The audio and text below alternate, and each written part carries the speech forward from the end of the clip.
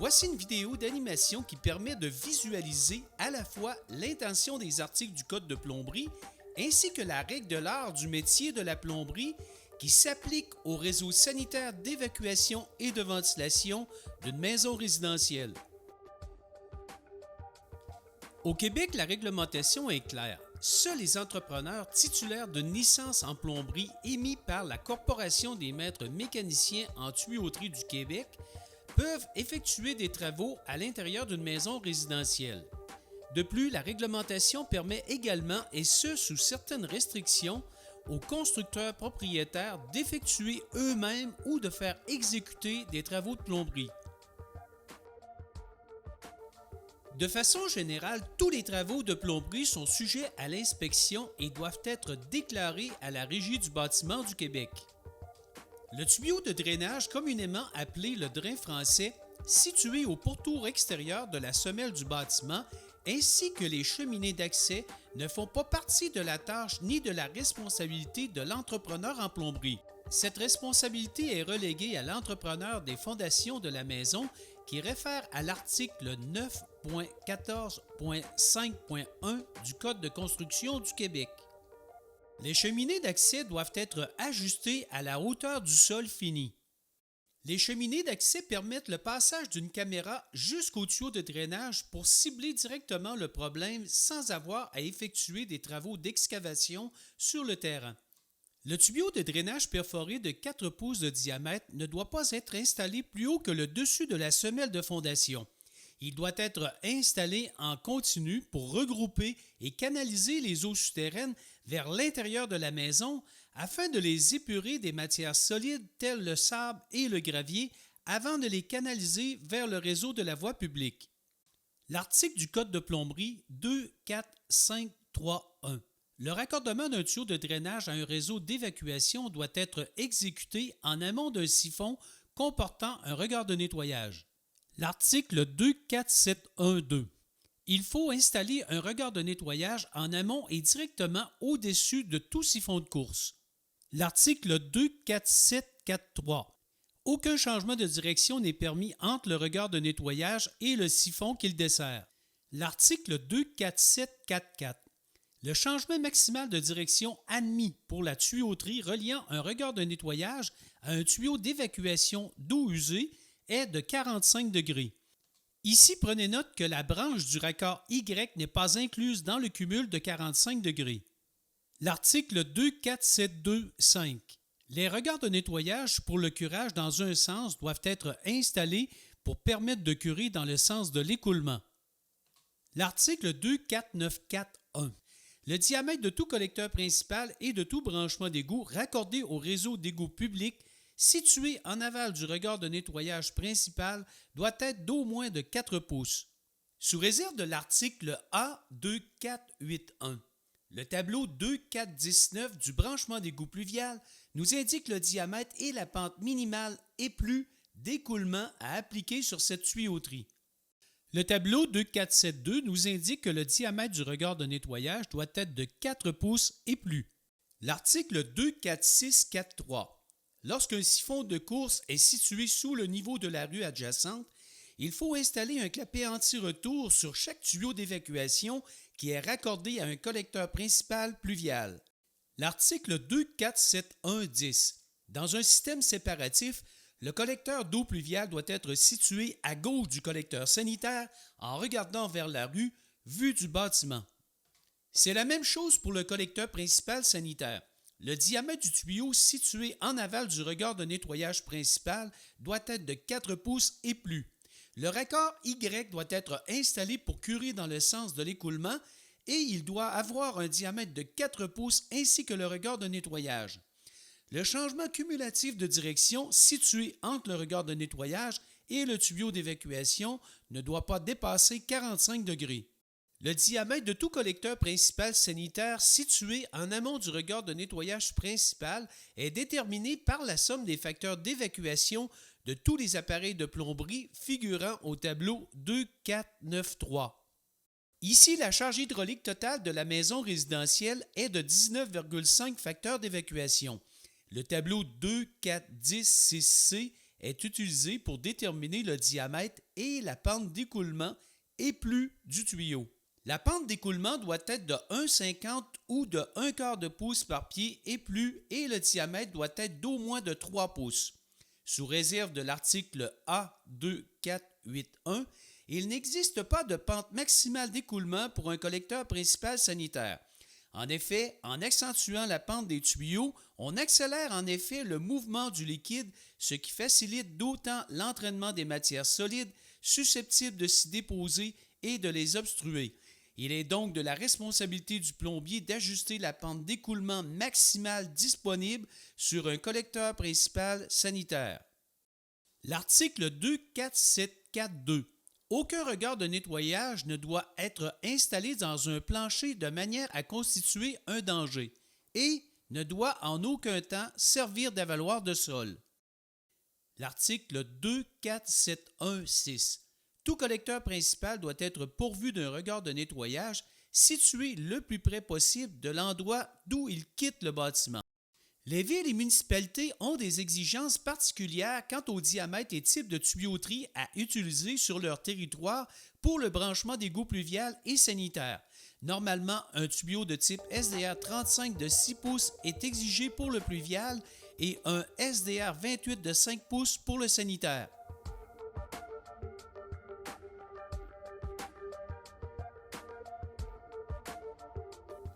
La maison modèle possède un stationnement intérieur. L'article 9.35.2.2 du Code de construction du Québec. Le plancher d'un garage intérieur attenant à une maison résidentielle doit s'égoutter vers une fosse de retenue servant d'avaloir de sol. L'article 2437 du Code de plomberie. La fosse de retenue doit avoir une longueur d'au moins de 600 mm par 450 mm de largeur et une profondeur au moins de 450 mm. L'étanchéité de la fosse de retenue doit être assurée au pourtour du tuyau de vidange de 3 pouces de diamètre par un joint d'étanchéité conçu à cet effet. Un T sanitaire renversé muni d'un regard de nettoyage doit être installé à l'intérieur de la fosse. L'extrémité inférieure de la branche du T sanitaire doit être installée à 200 mm ou plus du fond de la fosse de retenue. La charge hydraulique d'une fosse de retenue ne figure pas au tableau 2493. On doit donc utiliser le tableau 2412 en fonction d'un diamètre de siphon de 3 pouces. La charge hydraulique d'une fosse de retenue correspond à 5 facteurs d'évacuation pour un diamètre de 3 pouces. L'article 24643. Lorsqu'une fosse de retenue se situe sous le niveau de la rue adjacente, il faut installer un clapet anti-retour sur son tuyau de vidange. De plus, une cheminée d'accès doit être installée et ajustée à la hauteur du plancher fini pour permettre l'entretien du clapet anti-retour. L'article 24377. Le tuyau de vidange d'une fosse de retenue doit être raccordé directement au réseau d'évacuation sanitaire.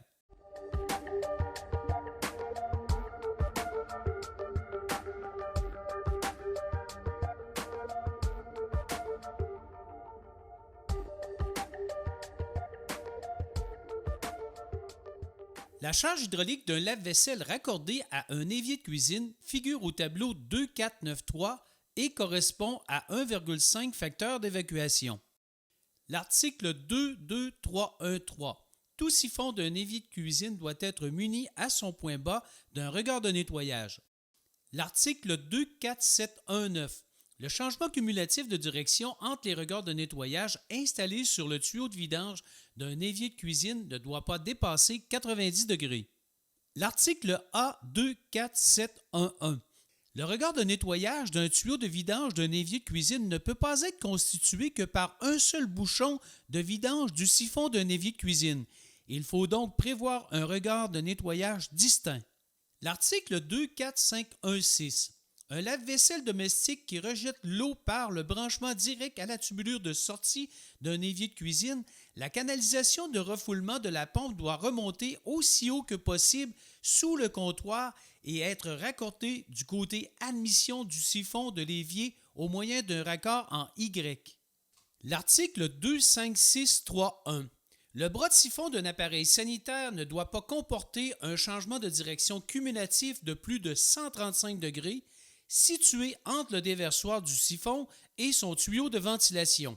Ici, le raccord Y correspond à 45 degrés et le coude est de 45 degrés, ce qui correspond à 90 degrés de changement de direction.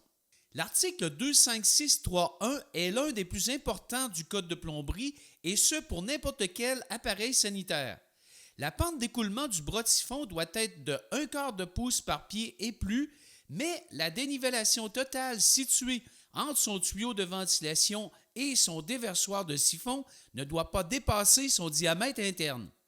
Ici, le tableau 2493 exige un diamètre nominal de 1,5 pouce, donc la dénivellation ne doit pas être supérieure à 1,5 pouce.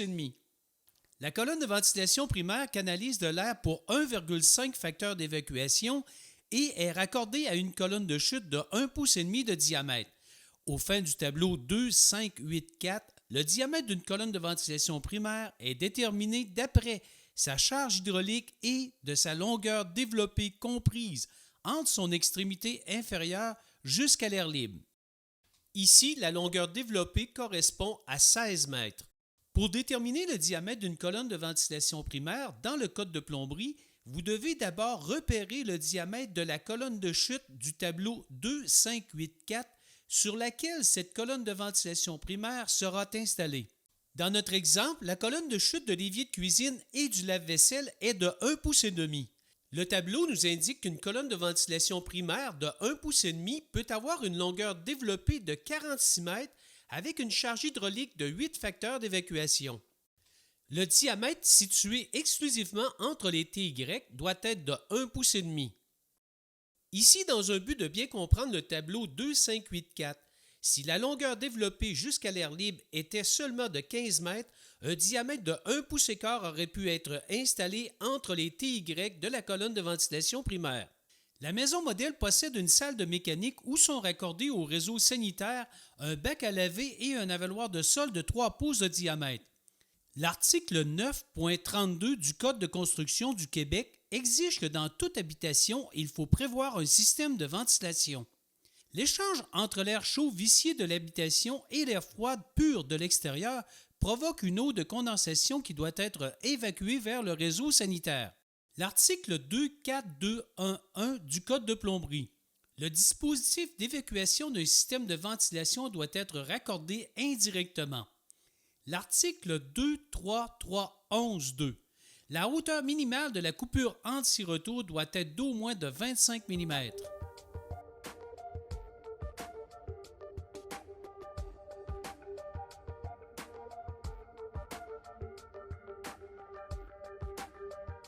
L'article 3727 du Code de construction du Québec. Tout plancher cimenté doit comporter un avaloir de sol dans sa partie la plus basse et un avaloir de sol doit être prévu dans les locaux d'appareils de chauffage ou de conditionnement d'air. L'article 2455 du Code de plomberie. L'eau du siphon d'un avaloir de sol doit être maintenue et la règle de l'art du métier de la plomberie recommande l'utilisation des eaux nettes du ventilateur récupérateur de chaleur pour le maintien de la garde d'eau du siphon d'un avaloir de sol dans une maison résidentielle. La règle de l'art du métier recommande en tout temps l'installation d'un bassin de rétention sous un chauffe-eau à accumulation. L'article 261.7.10. Le tuyau d'évacuation de la soupape de décharge du chauffe-eau doit être installé directement au-dessus du tuyau d'évacuation du bassin de rétention qui se déverse vers l'avaloir de sol. L'article 24645. Lorsqu'il y a plusieurs appareils sanitaires raccordés à un branchement d'évacuation commun situé sous le niveau de la rue adjacente de la maison résidentielle, un clapet anti-retour doit être installé sur ce branchement d'évacuation. L'article 24215. Le bras de siphon d'un avaloir de sol doit avoir une partie d'allure horizontale d'au moins de 450 mm de longueur développée. L'article 25113. La ventilation du siphon d'un avaloir de sol peut être facultative. Ce n'est pas le cas ici. L'article 2511. Tout siphon doit être protégé par un tuyau de ventilation. Ici, on utilise une ventilation interne. Un tuyau de ventilation interne se définit comme étant un tuyau d'évacuation d'eau usée servant aussi de tuyau de ventilation qui s'étend du raccordement le plus en aval d'un appareil sanitaire à ventilation interne jusqu'au raccordement le plus en amont d'un appareil sanitaire. Le diamètre de tout tuyau de ventilation interne doit être conforme au tableau 2581A et déterminé d'après la charge hydraulique en facteur d'évacuation qui s'écoule à l'intérieur de celui-ci, et ce, sans égard à sa longueur développée. Lorsque le bac à laver évacue ses eaux usées, sa charge hydraulique correspond à 1,5 facteur d'évacuation. Le tableau 2581A indique qu'un diamètre minimal de tuyau de 1,5 pouce doit être utilisé comme étant le tuyau de ventilation de l'avaloir de sol de 3 pouces. L'article 22313. Le siphon d'un bac à laver doit être muni en son point bas d'un regard de nettoyage.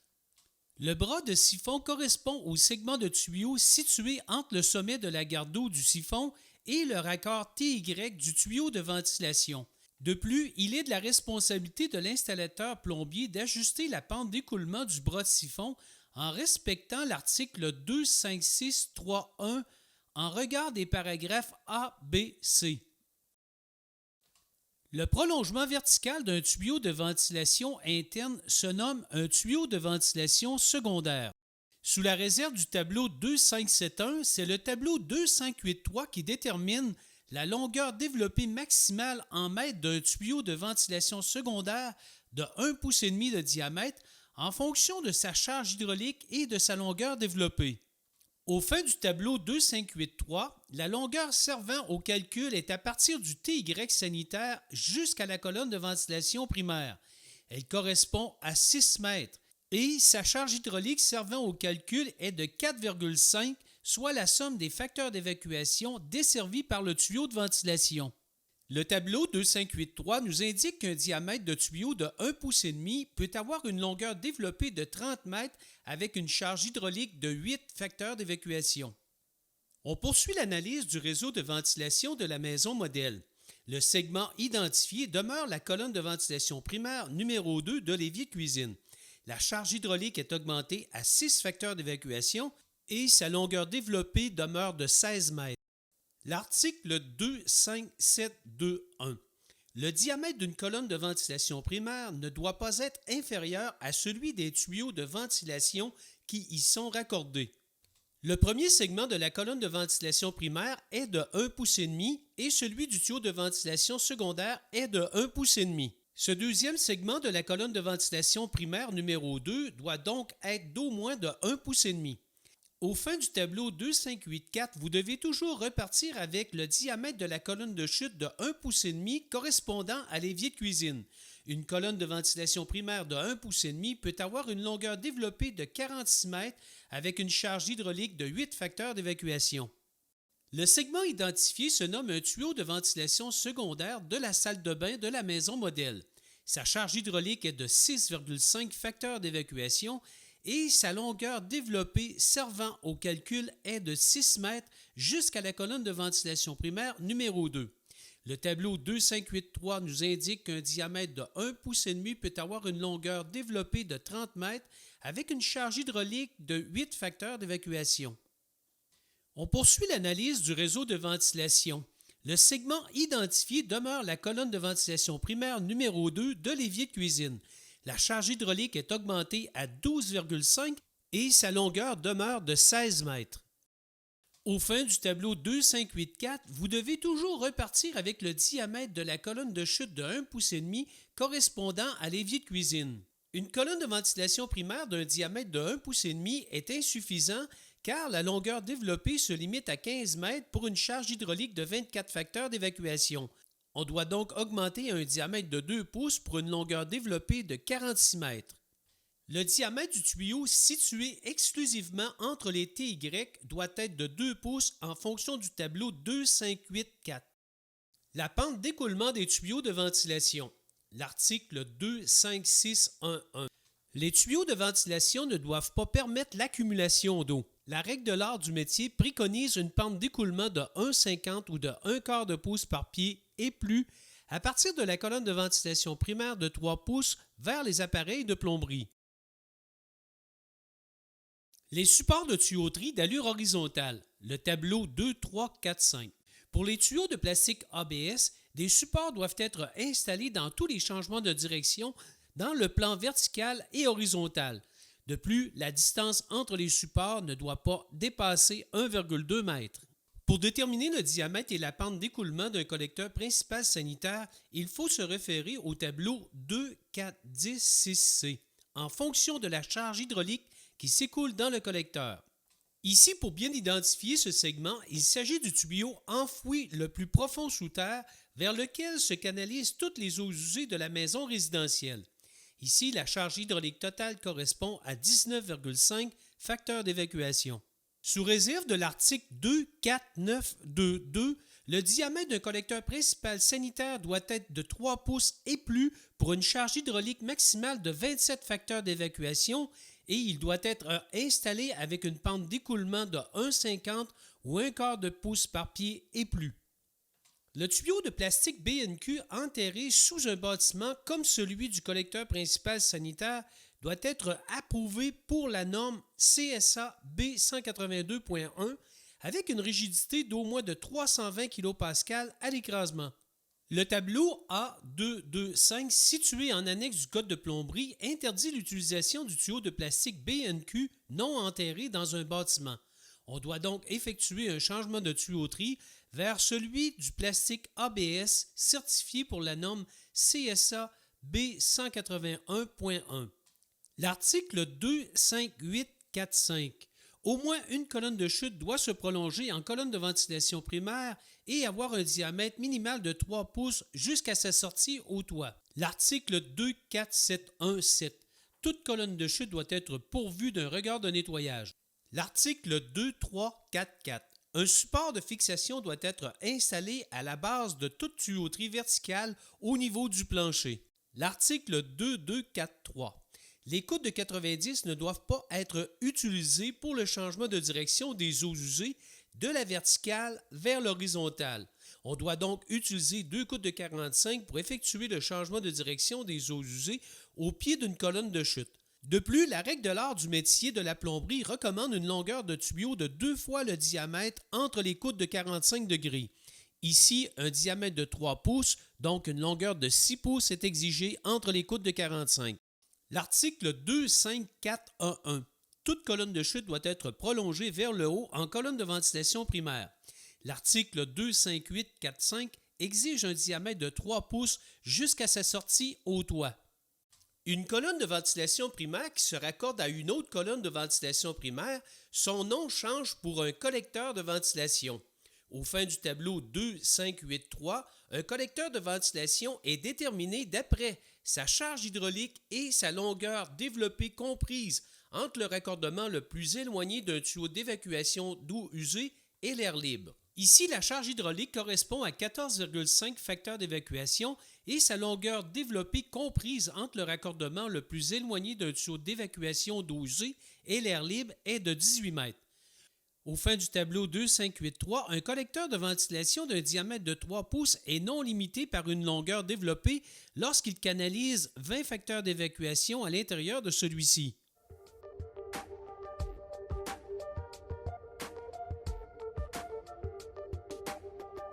L'article 25656. Tout tuyau de ventilation qui traverse un toit et risque d'être obturé par la glace doit être protégé en augmentant sa grosseur au diamètre supérieur suivant. Ici, le diamètre du collecteur de ventilation doit être augmenté à 4 pouces. L'article 25655. Tout tuyau de ventilation traversant un toit doit s'élever à au moins 150 mm au-dessus du toit et être pourvu d'un solin pour empêcher l'eau de s'introduire entre lui et la toiture.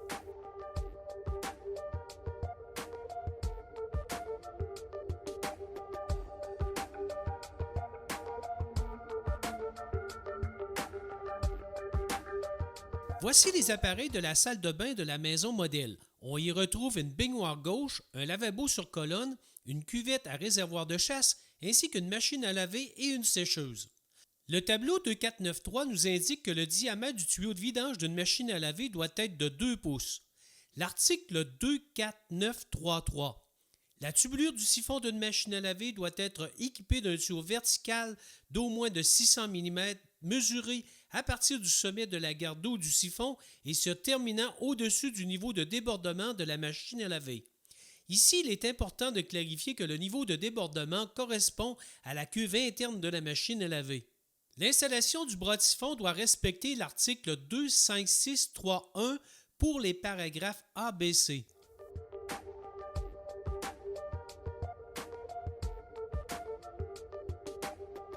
L'article 2.3.4.1.2. Toute cuvette de toilette doit être fixée solidement au moyen d'une bride. L'article 2.4.9.2.1. Le diamètre du tuyau d'évacuation d'une cuvette de toilette doit être d'au moins de 3 pouces. L'article 2.4.8.1.1. Tout tuyau d'évacuation d'un diamètre de 3 pouces et moins doit avoir une pente de 1,50 et plus dans le sens de l'écoulement des eaux usées. Le tableau 2.3.4.5 exige pour de la tuyauterie en plastique ABS que des supports soient installés à tous les changements de direction dans le plan horizontal et vertical. L'article 2.5.6.3 pour les paragraphes 2 et 3. Le bras de siphon d'une cuvette de toilette ne doit pas comporter un changement cumulatif de plus de 225 degrés et que sa longueur développée ne dépasse pas 1 mètre vertical ni 3 mètres horizontal. Cette longueur développée maximale de 3 mètres représente la distance maximale à laquelle le tuyau de ventilation doit être installé sur le bras de siphon d'une cuvette de toilette. La règle de l'art du métier préconise l'installation du tuyau de ventilation toujours le plus près possible de la bride de cuvette de toilette. Le tuyau de ventilation interne évacue 2,5 facteurs d'évacuation, donc selon le tableau 2.5.8.1a, un diamètre de tuyau de 2 pouces est exigé.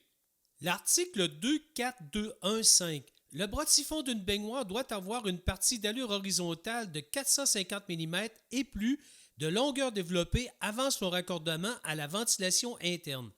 De plus, le bras de siphon doit être installé en respectant l'article 2.5.6.3.1 pour les paragraphes B et C seulement.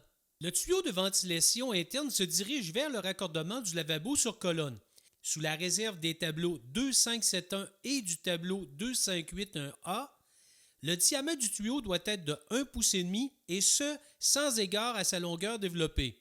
Le prolongement vertical d'une ventilation interne se nomme un tuyau de ventilation secondaire et son diamètre doit être de 1,5 pouce. Ici, il est à remarquer qu'il n'existe pas de pente d'écoulement maximale pour un tuyau de ventilation. Sous la réserve de l'article A2.4.8.1.1, en accentuant la pente des tuyaux, on accélère en effet le mouvement du liquide, ce qui facilite d'autant l'entraînement des matières solides susceptibles de s'y déposer et de les obstruer. Il est de la responsabilité du plombier d'ajuster les segments de tuyauterie avec une pente d'écoulement maximale permise par le code de plomberie et disponible au niveau de la structure du bâtiment, et ce sans effet de contrainte indue des tuyaux et des raccords de plomberie.